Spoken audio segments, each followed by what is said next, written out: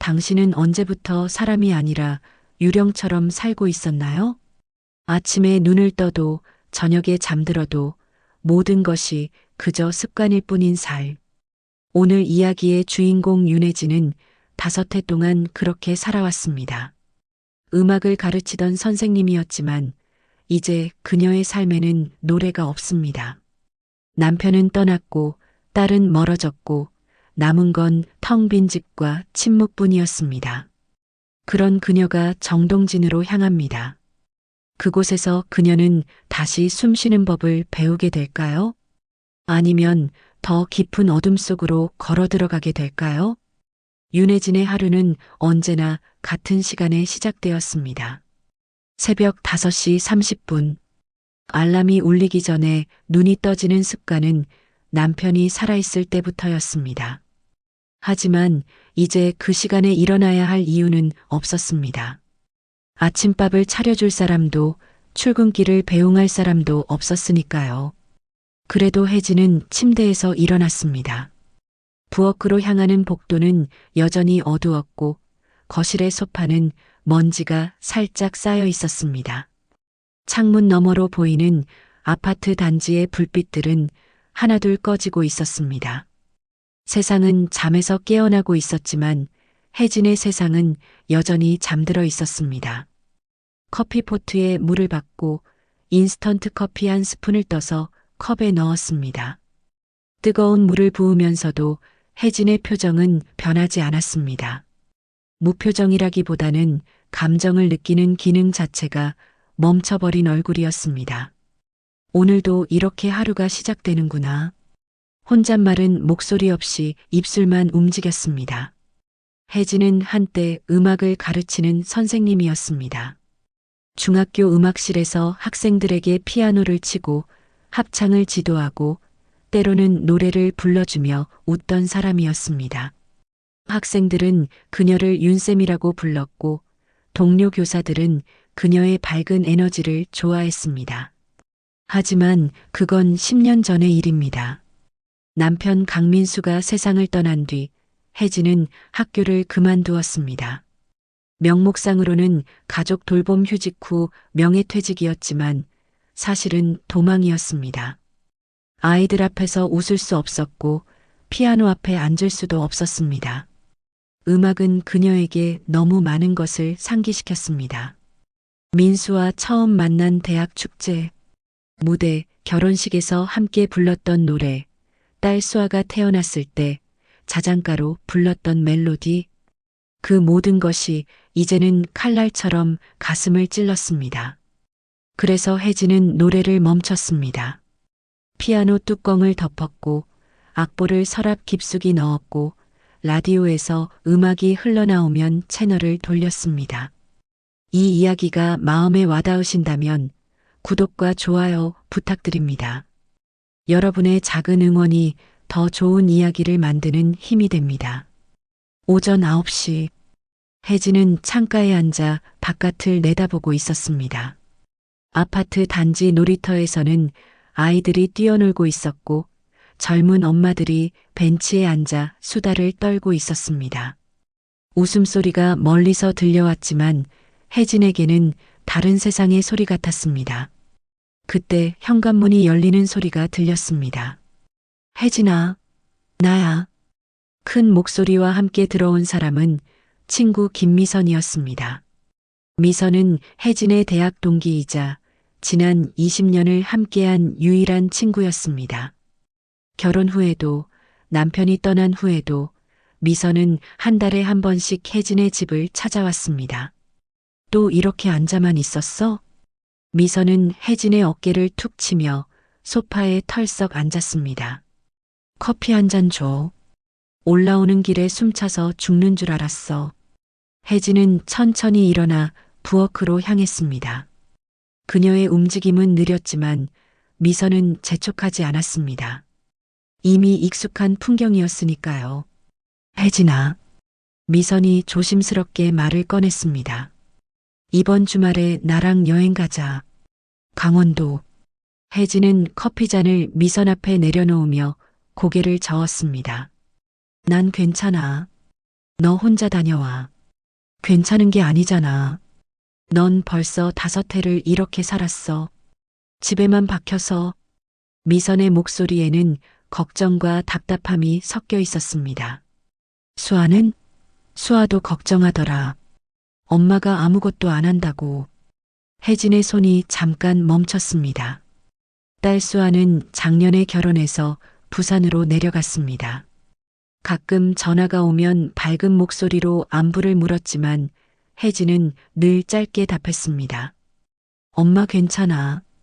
잘 지내고 있어. 하지만 수아는 알고 있었습니다. 엄마가 거짓말을 하고 있다는 것을.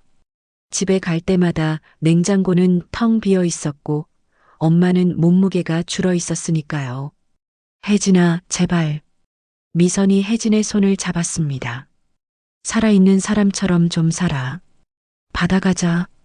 강원도 공기라도 좀 맞고. 정동진 축제한다더라. 거기 가서 사람들 구경이라도 하자. 혜진은 한참을 가만히 있다가 작게 고개를 끄덕였습니다. 거절할 힘도 이유도 없었습니다. 이틀 후 혜진은 작은 여행 가방을 챙기고 있었습니다. 옷 몇 벌, 세면도구, 그리고 오래된 수첩 한 권. 수첩 표지는 낡았고 페이지는 누렇게 변색되어 있었습니다. 하지만 그 안에는 혜진이 쓴 노랫말들이 빼곡히 적혀 있었습니다. 대학 시절, 남편과 함께 만들었던 곡들, 그리고 혼자 끄적였던 감정의 조각들. 혜진은 수첩을 한참 바라보다가 가방 맨 밑에 넣었습니다. 왜 이걸 가져가는 걸까? 스스로에게 물었지만 답은 없었습니다. 정동진으로 향하는 기차 안. 창밖으로 상과들이 빠르게 지나갔습니다. 미선은 옆자리에서 과자를 먹으며 떠들었지만 혜진의 귀에는 잘 들어오지 않았습니다. 거기 바다 진짜 예쁘대. 일출도 보고 축제도 구경하고 목공예 전시회도 한다더라. 나무로 만든 작품들. 응. 혜진은 짧게 대답하며 창밖을 바라보았습니다. 어느새 바다가 보이기 시작했습니다. 푸른 파도가 햇살을 받아 반짝이고 있었습니다. 혜진의 눈동자에도 그 빛이 반사되었지만 그녀의 표정은 여전히 무덤덤했습니다. 혜진아, 혹시 거기서 좋은 사람이라도 만나면 어떻게 할 거야? 미선이 장난스럽게 물었습니다. 혜진은 대답하지 않았습니다. 사랑 같은 건 이미 그녀의 삶에서 사라진 단어였습니다. 정동진역에 내렸을 때 바람이 거세게 불었습니다. 바닷바람은 짠 냄새를 실어 날랐고 혜진의 머리카락을 흩날리게 했습니다. 멀리 축제 현장의 깃발들이 펄럭이고 있었고 사람들의 웃음소리가 들려왔습니다. 자, 우리 숙소부터 가자. 미선이 혜진의 팔을 잡고 걸어갔습니다. 혜진은 그녀를 따라 걸으면서 생각했습니다. 나는 여기서 무엇을 찾으려고 하는 걸까? 그 질문에 대한 답은 아직 없었습니다. 하지만 혜진은 알지 못했습니다. 이곳에서 그녀가 마주하게 될 사람, 그리고 그 사람이 그녀의 삶에 어떤 변화를 가져올지. 바람은 계속 불고 있었고 바다는 파도를 밀어내고 있었습니다. 정동진의 바다는 끝없이 펼쳐져 있었습니다. 그 바다 끝에서 혜진은 무엇을 발견하게 될까요? 잃어버린 목소리를 다시 찾을 수 있을까요? 아니면 더 깊은 침묵 속으로 가라앉게 될까요? 정동진의 첫날 밤은 생각보다 시끄러웠습니다. 숙소 창문 너머로 축제 준비 소리가 끊임없이 들려왔습니다. 망치질 소리, 전동 공구 돌아가는 소리, 사람들의 외침. 혜진은 침대에 누워 천장을 바라보았습니다. 미선은 옆 침대에서 코를 골며 깊이 잠들어 있었지만 혜진의 눈은 감기지 않았습니다. 왜 여기까지 왔을까? 혼잣말이 입술을 스쳤습니다. 대답은 없었습니다. 언제나처럼. 다음 날 아침 미선이 혜진을 깨웠습니다. 야, 일어나. 축제장 가자. 아침부터 사람 엄청 많대. 혜진은 천천히 몸을 일으켰습니다. 거울 속 자신의 얼굴은 여전히 생기가 없었습니다. 단발머리는 뒤엉켜 있었고 눈가에는 다크서클이 짙게 깔려 있었습니다. 혜진아, 화장 좀 해. 사람 구경이라도 할 거면 좀 꾸미고. 미선이 농담처럼 말했지만 혜진은 대답하지 않았습니다. 그녀는 간단히 세수만 하고 옷을 갈아입었습니다. 청바지에 흰색 블라우스, 그리고 얇은 가디건. 거울을 한 번 더 보고 립밤만 바르고 나왔습니다. 정동진 축제장은 이미 사람들로 가득했습니다. 해변을 따라 설치된 부스들, 음식 냄새, 음악 소리, 아이들의 웃음. 혜진은 그 소란스러움 한가운데 서 있었지만 여전히 유리병 너머에 있는 것 같았습니다. 혜진아, 저기 목공예 전시회 있다. 가보자. 미선이 혜진의 팔을 잡고 한 천막 쪽으로 끌고 갔습니다. 전시장 안은 나무 냄새로 가득했습니다. 테이블 위에는 손으로 깎은 나무 그릇들, 작은 조각상들, 액자들이 놓여 있었습니다. 햇빛이 천막 사이로 비치면서 나무결을 더욱 선명하게 드러냈습니다. 이거 다 손으로 만든 거래. 대박이지? 미선이 감탄하며 작품들을 하나하나 만져보았습니다. 혜진은 한 액자 앞에 멈춰 섰습니다. 나무판에 새겨진 문구였습니다. 오래된 것을 살리는 일은 새로운 것을 만드는 것보다 어렵습니다. 혜진의 손가락이 액자를 조심스럽게 쓰다듬었습니다. 마음에 드세요? 뒤에서 낮은 목소리가 들렸습니다. 혜진이 돌아보았습니다. 그곳에 한 남자가 서 있었습니다. 키는 크지 않았지만 어깨는 넓었습니다. 작업복 차림에 먼지가 살짝 묻어 있었고 손에는 사포를 들고 있었습니다. 얼굴은 햇볕에 그을렸고 눈가에는 잔주름이 있었습니다. 하지만 그의 눈빛은 맑았습니다. 이 작품 제가 만든 겁니다. 남자가 액자를 가리키며 말했습니다. 오래된 배 목재를 다시 손질해서 만들었어요. 버려질 뻔한 나무였죠. 혜진은 그를 가만히 바라보았습니다. 배 목재요? 네. 정동진 앞바다에서 30년 넘게 쓰였던 어선이었습니다. 폐선 처리될 예정이었는데 제가 목재를 얻어왔어요. 남자는 말하는 내내 액자를 바라보았습니다. 나무는 거짓말을 하지 않습니다. 오래 견딘 흔적, 파도에 맞은 상처, 햇볕의 바랜 색. 그 모든 게 나무의 이야기거든요. 혜진의 가슴 한구석이 미세하게 흔들렸습니다. 박준호라고 합니다. 남자가 손을 내밀었습니다.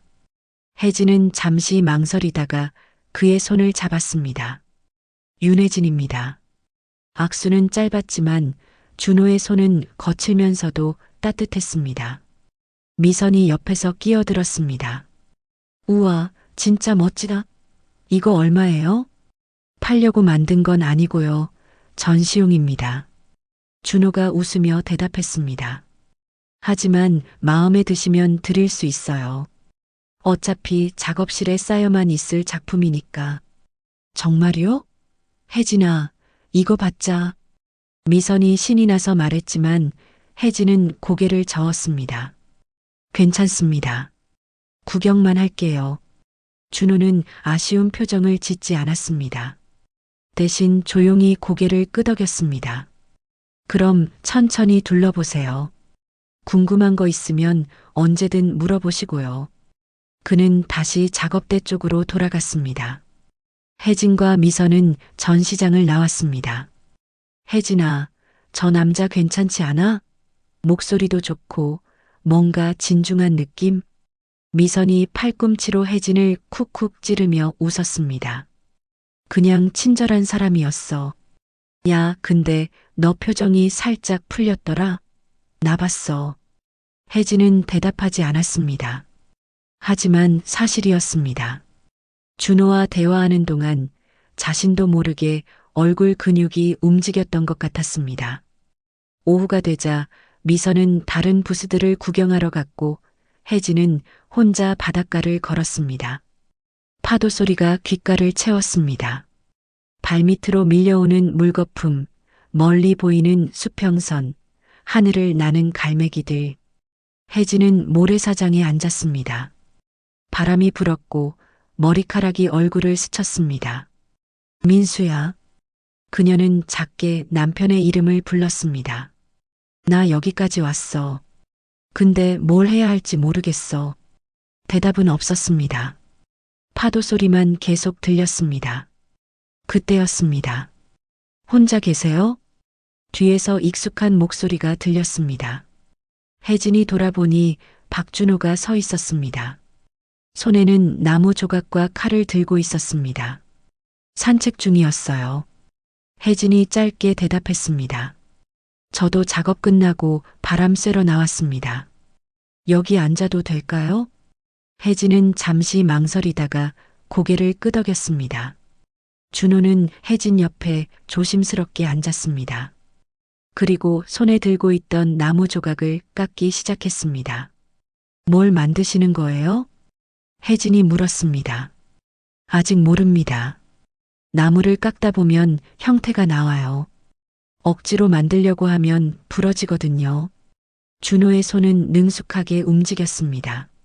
사람도 그런 것 같아요. 억지로 뭔가 되려고 하면 부러지죠. 혜진은 그의 말을 곱씹었습니다. 목수일을 오래 하셨나 봐요. 한 20년 됐네요. 서울에서 건축일하다가 여기 정동진으로 내려왔습니다. 한 3년 전쯤. 왜 내려오셨어요? 준호는 잠시 손을 멈췄습니다. 도망쳤다고 해야 할까요? 아니면 도망친 거라고 해야 할까요? 그의 목소리에는 씁쓸함이 묻어 있었습니다. 친구를 잃었습니다. 아주 가까운 친구를요. 그 뒤로 서울에 있는 게 너무 힘들더라고요. 그래서 여기로 왔어요.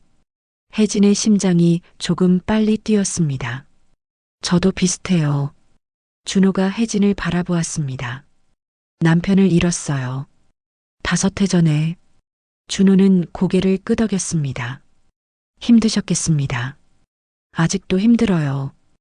혜진의 목소리가 떨렸습니다. 어떻게 살아야 하는지 모르겠어요. 숨은 쉬고 있는데 살아있는 건지 죽어 있는 건지 모르겠고. 준호는 대답하지 않았습니다. 대신 계속 나무를 깎았습니다. 한참의 침묵 끝에 그가 말했습니다. 나무도 그래요. 베어진 뒤에도 살아있거든요. 숨은 안 쉬지만 나무 안에는 여전히 생명의 흔적이 남아있어요. 그래서 목수는 그 생명을 존중해야 합니다. 혜진은 그를 바라보았습니다. 그게 무슨 뜻이에요? 당신도 살아있다는 뜻입니다. 비록 지금은 숨만 쉬고 있는 것 같아도요. 준호가 깎고 있던 나무 조각을 혜진에게 건넸습니다. 작은 새 모양이었습니다. 이건 드릴게요. 날개를 아직 펴지 못한 새예요. 근데 언젠가는 날 겁니다. 혜진은 그 작은 나무새를 손에 쥐었습니다. 따뜻했습니다. 그날 저녁 숙소로 돌아온 혜진은 나무새를 침대 옆 탁자에 놓았습니다. 미선이 샤워를 하는 동안 혜진은 그 새를 가만히 바라보았습니다. 날 수 있을까? 혼잣말이 흘러나왔습니다. 다음 날부터 혜진은 자주 전시장을 찾았습니다. 명분은 구경이었지만 사실은 준호를 보고 싶었습니다. 그를 보면 묘하게 마음이 편해졌습니다. 말을 많이 하지 않아도 그저 옆에 있는 것만으로 안정감이 느껴졌습니다. 준호도 혜진을 반겼습니다. 오늘도 오셨네요. 구경할 게 많아서요. 거짓말. 준호가 웃으며 말했습니다. 어제 본 작품이랑 똑같은데 뭘 또 구경해요? 혜진도 살짝 웃었습니다. 미선은 그 모습을 보며 흐뭇해했습니다. 혜진아, 너 요즘 표정 좀 살아났다? 그래. 확실히 달라. 혹시 저 목수 아저씨 때문 아니야? 무슨 소리야? 혜진은 부인했지만 얼굴이 살짝 붉어졌습니다. 문제는 사흘째 되는 날 시작되었습니다. 혜진과 준호가 바닷가에서 커피를 마시고 있을 때였습니다. 한 중년 여성이 다가왔습니다. 어머, 박목수님? 여기서 뭐해요? 준호가 고개를 돌렸습니다. 아, 김사모님. 안녕하세요. 김사모는 마을 부녀회장이었습니다. 정동진에서 나고 자란 토박이었고 동네 소문에 민감한 사람이었습니다. 저분은 누구세요?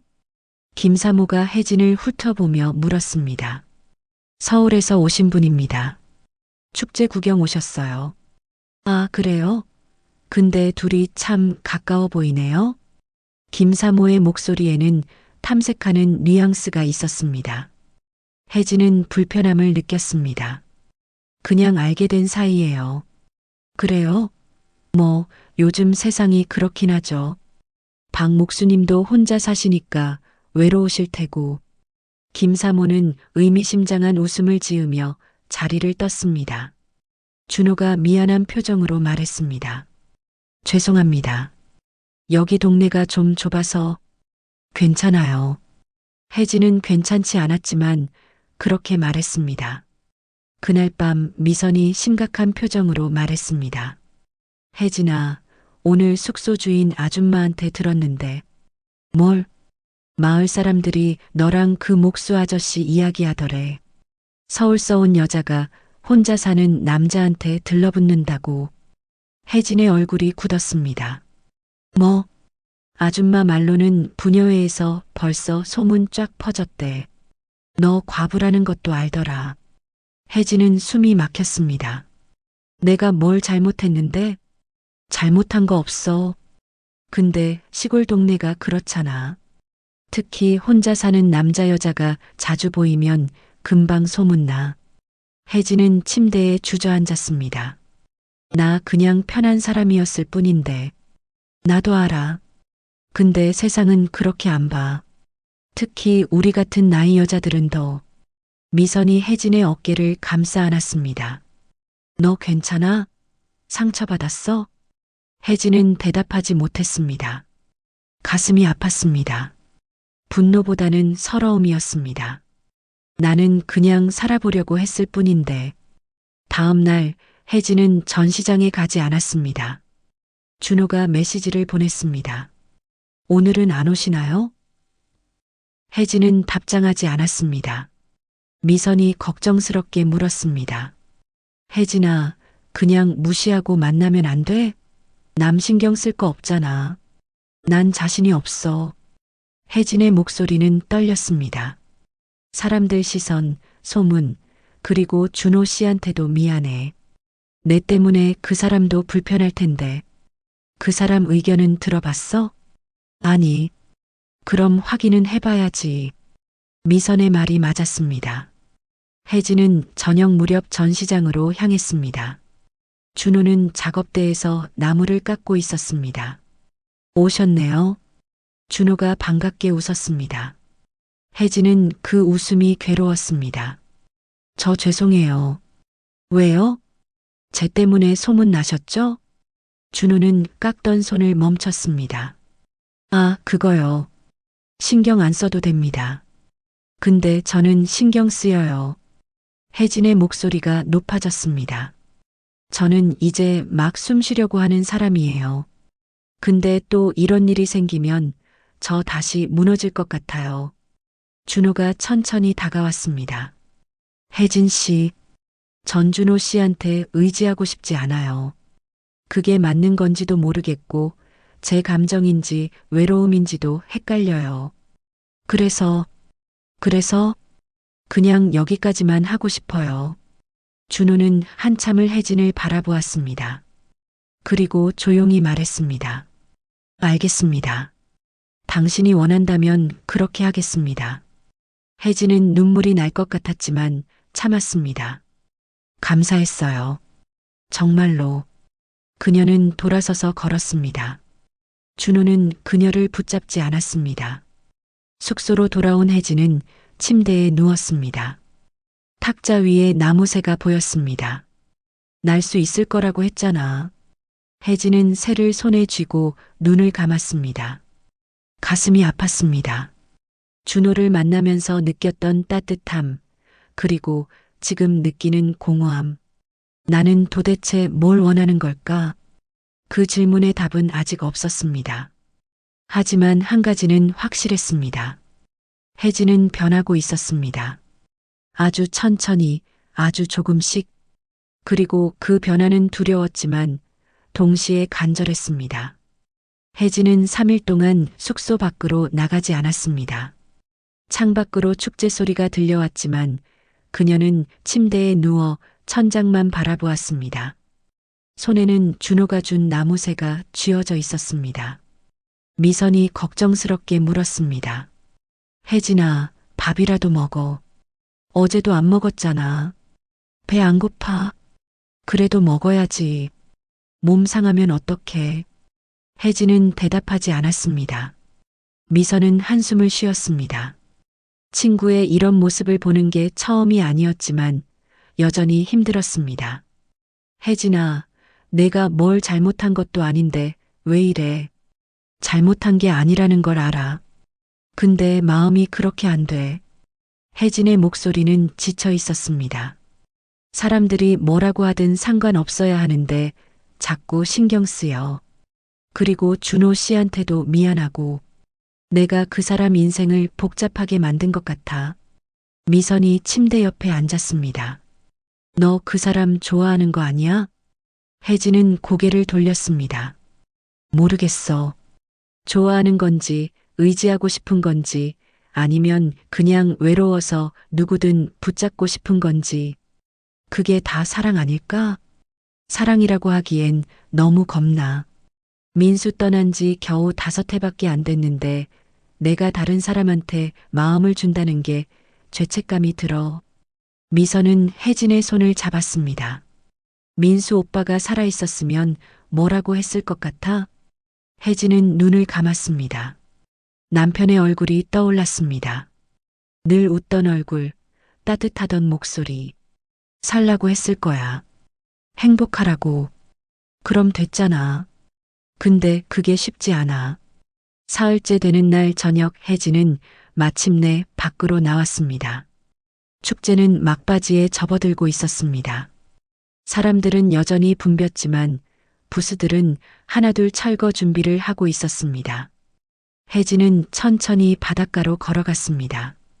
석양이 지고 있었습니다. 주황빛 하늘이 바다를 물들이고 파도는 리듬을 타듯 밀려왔습니다. 혜진은 모래사장에 앉았습니다. 민수야. 그녀는 작게 남편의 이름을 불렀습니다. 나 요즘 이상해. 다른 사람한테 마음이 가. 근데 그게 맞는 건지 모르겠어. 너한테 미안하고 나 자신도 믿을 수가 없어. 파도 소리만 대답했습니다. 내가 살아도 되는 걸까? 웃어도 되는 걸까? 다시 누군가를 좋아해도 되는 걸까? 눈물이 흘러내렸습니다. 혜진은 얼굴을 감쌌습니다. 오랜만에 느끼는 감정의 폭발이었습니다. 그때였습니다. 혜진 씨, 뒤에서 목소리가 들렸습니다. 혜진이 돌아보니 준호가 서 있었습니다. 왜 여기 와요? 혜진이 얼른 눈물을 닦으며 말했습니다. 그냥 혹시나 해서요. 준호는 혜진 옆에 조심스럽게 앉았습니다. 제가 부담 드렸나 봐요. 죄송합니다. 아니에요. 준호 씨 잘못이 아니에요. 그럼 뭐가 문제예요? 혜진은 한참을 말없이 있다가 입을 열었습니다.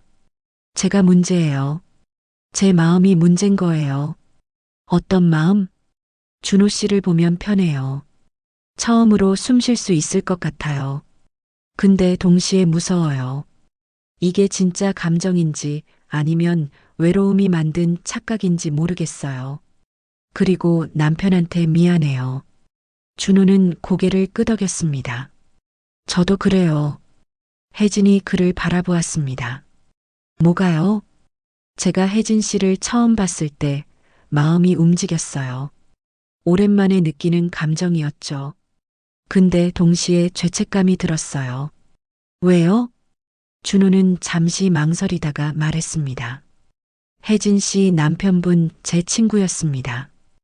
혜진의 눈이 커졌습니다. 뭐라고요? 강민수, 맞죠? 혜진은 숨이 막혔습니다. 어떻게 알아요? 준호는 주머니에서 낡은 사진 한 장을 꺼냈습니다. 사진 속에는 젊은 시절의 민수와 준호가 어깨동무를 하고 웃고 있었습니다. 대학 동기였어요. 건축학과.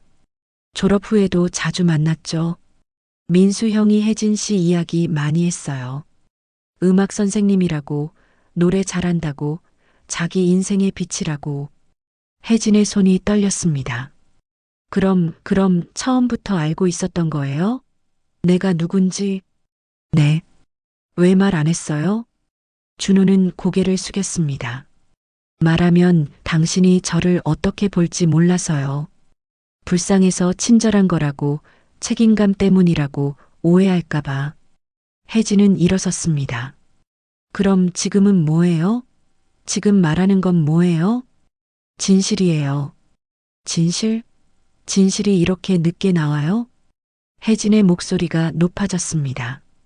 저는 준호 씨를 그냥 한 사람으로 봤어요. 근데 알고 보니 남편 친구였다고요? 그럼 저한테 보인 호의는 뭐였어요? 친구 유족 챙겨주는 거였어요? 아니에요. 준호가 일어서며 말했습니다. 처음엔 그랬을지도 몰라요. 민수 형이 떠난 뒤 제가 아무것도 못 해준 게 미안했으니까요. 근데 혜진 씨를 만나고 대화하고 같이 시간을 보내면서 달라졌어요. 이건 책임감이 아니에요. 감정이에요. 어떤 감정요? 사랑이요. 혜진은 그 말을 듣고 뒤로 물러섰습니다. 말도 안 돼요. 왜 말이 안 돼요? 당신은 남편 친구예요. 제일 가까이 있으면 안 되는 사람이에요. 왜요? 왜냐고요?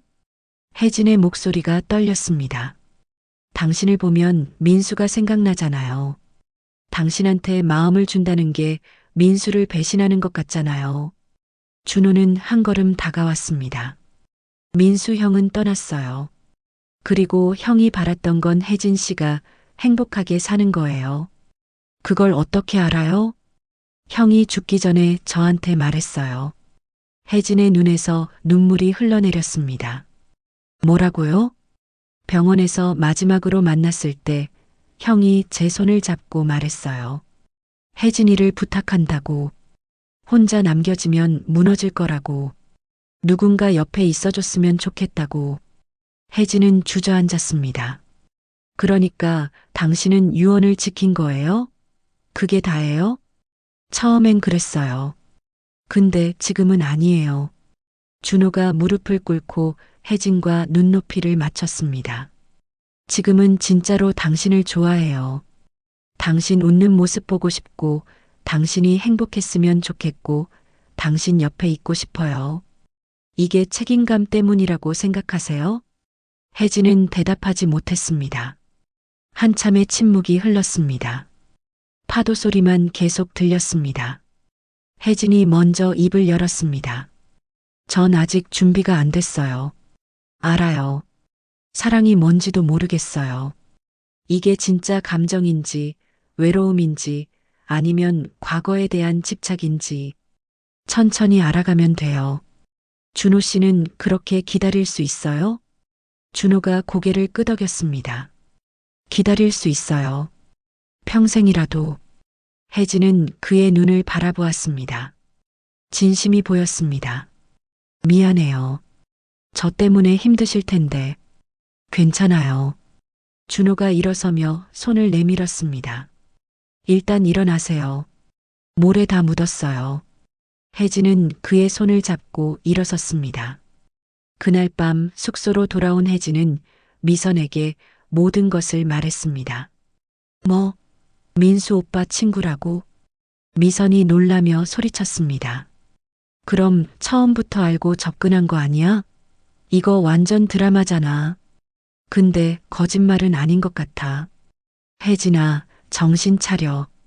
남자가 여자한테 접근할 때 다 이유가 있어. 더군다나 친구 아내라니. 이건 좀 아닌 것 같은데. 미선의 말이 혜진의 가슴을 찔렀습니다. 나도 알아. 이상하다는 거. 근데 뭐? 그 사람 눈빛이 거짓말 같지 않았어. 미선은 한숨을 쉬었습니다. 혜진아, 너 지금 제대로 판단할 수 있는 상태 아니야. 5해 동안 감정 꽁꽁 얼려놓고 살다가 갑자기 녹으니까 혼란스러운 거야. 그럴지도 몰라. 일단 서울 돌아가자. 거리 두고 생각해봐. 여기 있으면 자꾸 흔들릴 거야. 혜진은 고개를 끄덕였습니다. 다음 날 아침 혜진과 미선은 짐을 쌌습니다.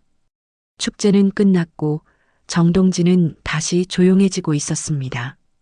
혜진은 창밖을 바라보며 생각했습니다. 나는 여기서 뭘 얻은 걸까? 혼란? 아니면 희망? 알 수 없었습니다. 숙소를 나서려는 순간 준호가 입구에 서 있었습니다. 떠나시는군요. 네. 혜진이 짧게 대답했습니다. 마지막으로 드릴 게 있어요. 준호가 작은 나무 상자를 내밀었습니다. 뭔데요? 열어보세요. 혜진이 상자를 열자 안에는 작은 나무 액자가 들어 있었습니다. 액자에는 문구가 새겨져 있었습니다. 부서진 것도 다시 이어질 수 있습니다. 그게 나무의 힘입니다. 혜진의 눈에 눈물이 고였습니다. 준호 씨, 서울 가서도 기억해 주세요. 당신은 부서진 게 아니라 이어지고 있는 중이라는 거. 혜진은 상자를 꼭 안았습니다. 고마워요. 정말로. 준호가 웃었습니다. 언제든 다시 오고 싶으면 오세요. 전 여기 있을 테니까. 혜진은 고개를 끄덕이고 돌아섰습니다. 미선이 그녀의 팔을 잡고 걸어갔습니다. 준호는 그들이 사라질 때까지 서 있었습니다. 기차 안. 혜진은 창밖을 바라보며 나무 액자를 만졌습니다. 부서진 것도 다시 이어질 수 있다. 그 말이 계속 맴돌았습니다. 미선이 옆에서 말했습니다. 혜진아, 후회 안 해? 뭘? 그냥 떠나온 거. 혜진은 잠시 생각하다가 대답했습니다. 모르겠어. 근데 일단은 거리를 두는 게 맞는 것 같아. 내 감정을 정리해야 해. 그래, 그게 맞아. 기차는 서울을 향해 달렸습니다. 하지만 혜진의 마음은 여전히 정동진에 남아 있었습니다. 준호의 눈빛, 그의 목소리, 그리고 그가 건넨 따뜻함. 나는 정말 다시 사랑할 수 있을까? 그 질문에 대한 답은 아직 없었습니다. 하지만 혜진은 알았습니다. 이제 도망칠 수만은 없다는 것을, 자신의 감정과 마주해야 한다는 것을, 그리고 그 과정이 두렵지만 동시에 필요하다는 것을. 창밖으로 바다가 멀어지고 있었습니다. 서울로 돌아온 지 일주일이 지났습니다. 혜진의 일상은 다시 예전으로 돌아간 것처럼 보였습니다. 아침에 일어나고 커피를 마시고 창밖을 바라보는 하루. 하지만 달라진 게 있었습니다. 혜진은 이제 준호가 준 나무 액자를 거실 선반에 놓아두었습니다. 그리고 하루에 몇 번씩 그 문구를 읽었습니다.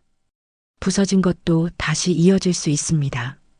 미선은 격일로 전화를 걸어왔습니다. 혜진아, 어때? 좀 나아졌어? 응, 조금씩. 그 사람한테 연락은? 아니, 아직은. 언제까지 이럴 거야? 혜진은 대답하지 못했습니다. 사실 그녀는 매일 준호를 떠올렸습니다. 그의 목소리, 그의 눈빛, 그리고 그가 마지막으로 한 말. 언제든 다시 오고 싶으면 오세요. 전 여기 있을 테니까. 하지만 용기가 나지 않았습니다. 열흘째 되는 날 딸 수아에게서 전화가 왔습니다. 엄마, 나 이번 주말에 올라갈게. 보고 싶어. 갑자기 왜? 그냥. 엄마 목소리가 이상해서. 뭔가 있어? 혜진은 잠시 망설이다가 말했습니다. 아니야. 엄마 괜찮아. 거짓말. 나 알아. 엄마 뭔가 고민 있을 때 목소리 톤 달라져. 수아는 예리했습니다. 어렸을 때부터 엄마의 감정을 잘 읽었습니다. 수아야, 엄마가 너한테 물어봐도 될까? 응, 뭔데? 혜진은 깊게 숨을 들이쉬었습니다. 엄마가 다시 누군가를 좋아해도 될까? 전화 너머로 침묵이 흘렀습니다. 그리고 수아가 조심스럽게 말했습니다. 엄마, 누구 만났어? 아니, 그냥 가정이야. 엄마, 나 어른이야. 솔직하게 말해봐. 혜진은 한참을 망설이다가 정동진에서 있었던 일을 털어놓았습니다. 준호와의 만남, 그가 민수의 친구였다는 사실, 그리고 자신의 혼란스러운 감정까지. 수아는 끝까지 듣고 조용히 말했습니다. 엄마, 아빠 돌아가시고 엄마가 어떻게 살았는지 나 다 알아. 웃지도 않고 밥도 제대로 안 먹고 그냥 숨만 쉬고 살았잖아. 나 그거 보는 게 너무 힘들었어. 혜진의 눈에 눈물이 고였습니다. 미안해, 수아야. 미안할 거 없어.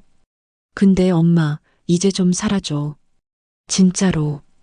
그 사람이 아빠 친구든 누구든 상관없어. 엄마가 행복하면 그게 다야. 근데 아빠한테 미안하지 않을까? 엄마, 아빠가 엄마 불행하게 보고 싶어 했을 것 같아? 혜진은 대답하지 못했습니다. 아빠는 항상 엄마가 웃는 거 좋아했잖아. 엄마가 행복하면 아빠도 좋아할 거야. 수아의 말은 따뜻했습니다. 엄마, 용기 내. 나 응원할게. 전화를 끊고 혜진은 한참을 울었습니다. 이번엔 슬픔이 아니라 안도감 때문이었습니다. 그날 밤 혜진은 오랜만에 서랍을 열었습니다. 그 안에는 낡은 수첩이 있었습니다. 대학 시절 쓰던 노랫말 수첩. 혜진은 페이지를 한 장 한 장 넘겼습니다. 민수와 함께 만들었던 곡들, 혼자 끄적였던 감정들, 그리고 마지막 페이지에 적힌 미완성 가사. 다시 시작할 수 있을까? 멈춰버린 이 마음이 다시 뛸 수 있을까? 혜진은 펜을 집어들었습니다. 그리고 천천히 가사를 이어 썼습니다. 두렵지만 걸어가 볼게. 부서진 날 이어가며 다시 노래 부를 수 있게. 손이 떨렸지만 글씨는 선명했습니다.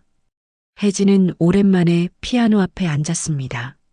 먼지가 쌓인 건반을 닫고 뚜껑을 열었습니다. 손가락이 건반 위에 올려졌습니다. 첫 음이 울렸습니다. 서툴렀지만 멜로디가 흘러나왔습니다. 혜진은 눈을 감고 연주했습니다. 5회 동안 잊고 있던 감각이 돌아왔습니다. 음악이 그녀를 채웠습니다. 다음 날 혜진은 미선에게 전화했습니다. 미선아, 나 정동진 다시 갈 거야. 진짜? 마음 정리됐어? 완벽하게 된 건 아니야. 근데 도망치는 건 그만하고 싶어. 잘 생각했어. 언제 갈 건데? 이번 주말. 혼자 갈게. 혼자? 내가 같이 가줄까? 괜찮아. 이건 내가 혼자 해결해야 할 일이야. 미선은 웃으며 말했습니다. 그래, 우리 혜진이 많이 강해졌네. 잘해봐. 응원할게.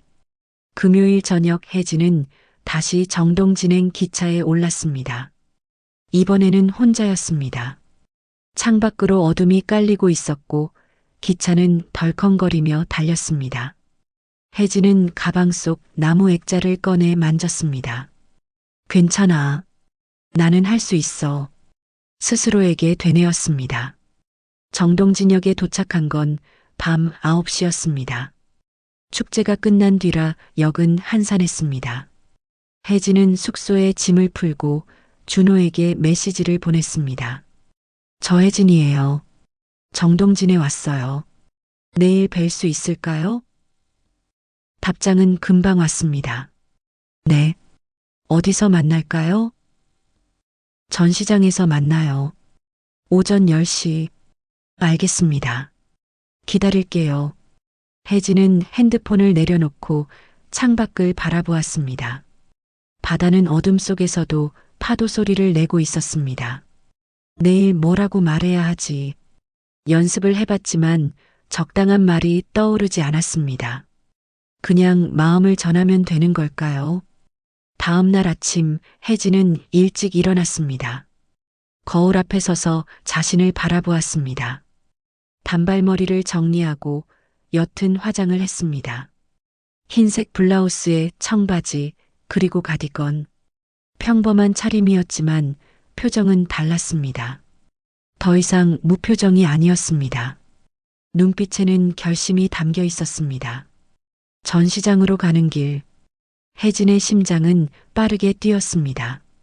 전시장에 도착하자 준호가 벌써 와 있었습니다. 작업복 차림이었고 손에는 사포를 들고 있었습니다. 왔네요. 준호가 미소 지으며 말했습니다. 네.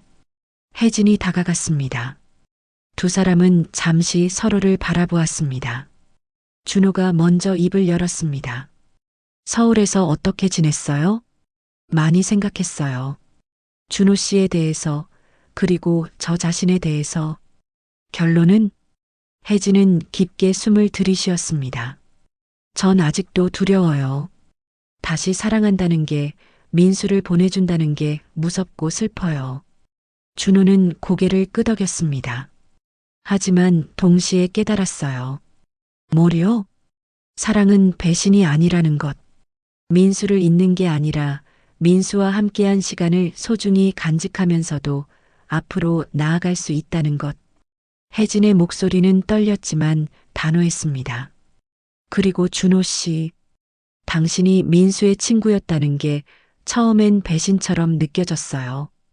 근데 지금은 달라요. 오히려 그게 운명 같아요. 준호의 눈빛이 흔들렸습니다. 민수가 당신을 제 곁에 보낸 것 같아요. 제가 무너지지 않도록. 혜진이 준호의 손을 잡았습니다. 고마워요.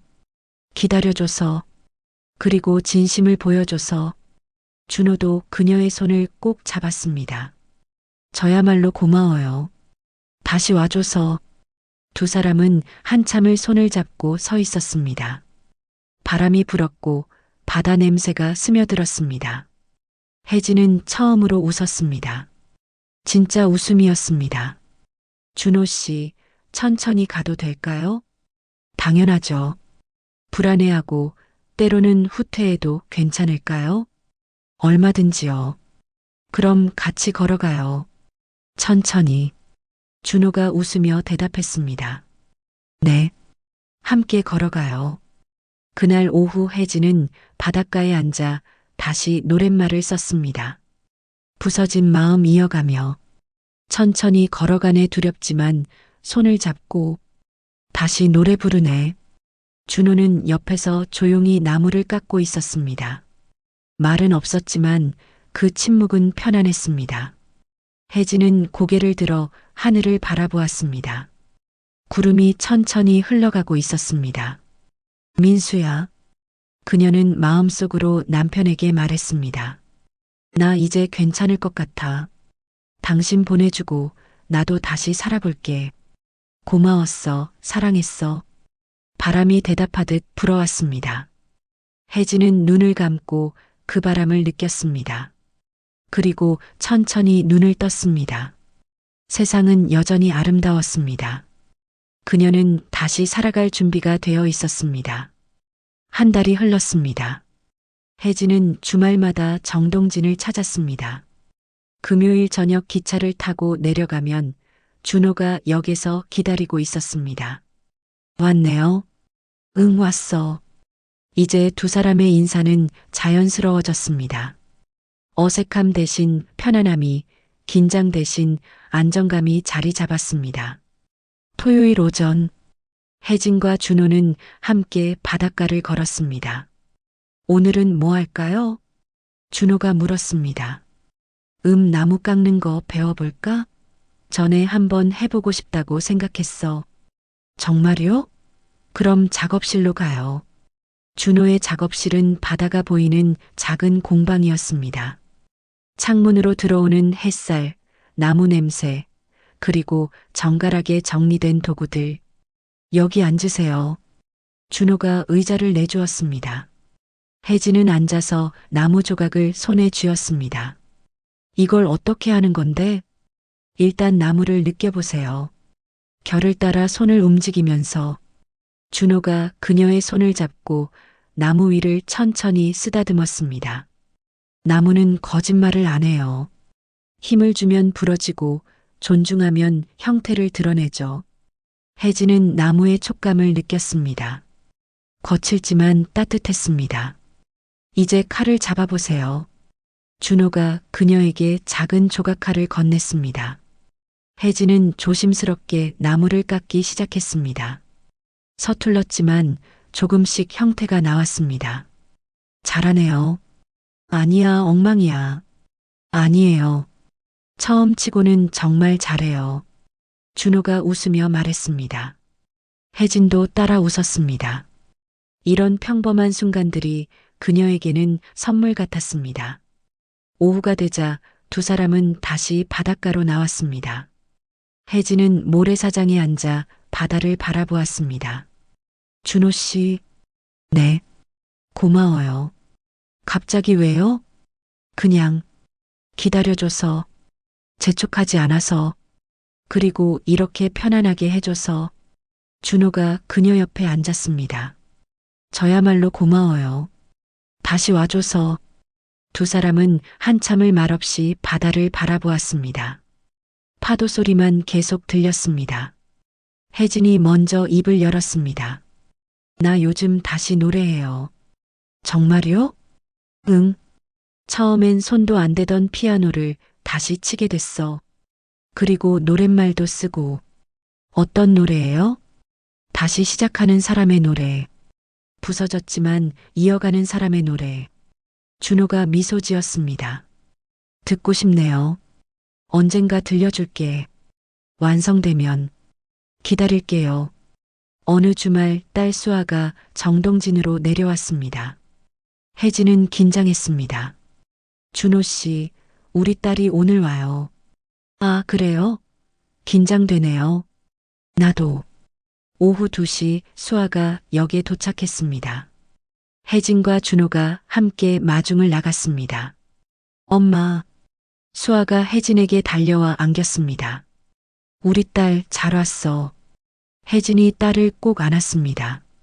그리고 준호를 소개했습니다. 수아야, 이분이 준호 씨야. 안녕하세요. 윤수아예요. 수아가 밝게 인사했습니다. 준호가 약간 긴장한 표정으로 대답했습니다. 박준호입니다.